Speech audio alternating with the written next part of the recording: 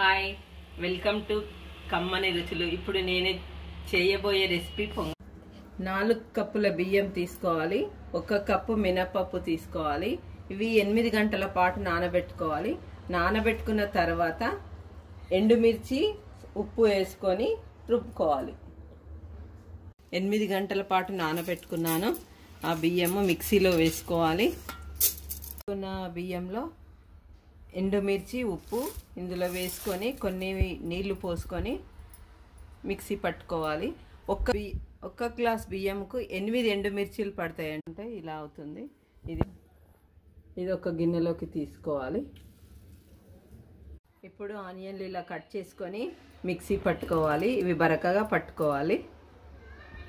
ఇలా బరకగా మిక్సీ పట్టుకోవాలి. ఇప్పుడు ఈ పిండిలో వేసుకోవాలి.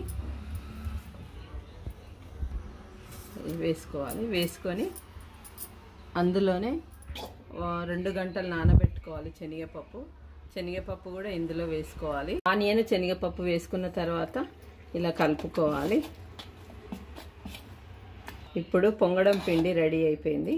పొంగడం పిండి చక్కగా పులిసిందండి. 2 గంటల పాటు పులవాలి ఇది.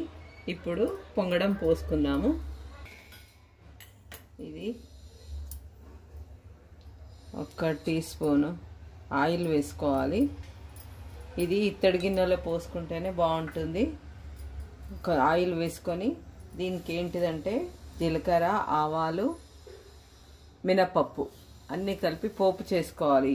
ఈ పొంగడంకి దీంతోనే టేస్ట్ వస్తుంది. ఇట్లా కప్పు తీసుకొని ఇందులో ఇలా పోసుకొని మొత్తం ఇది స్ప్రెడ్ చేసుకోవాలి. ఇలా స్ప్రెడ్ చేయాలి.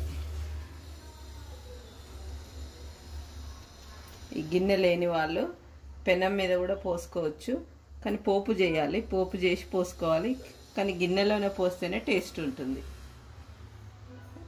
ఇప్పుడు పెట్టుకొని ఇలా క్యాప్ పెట్టుకోవాలి.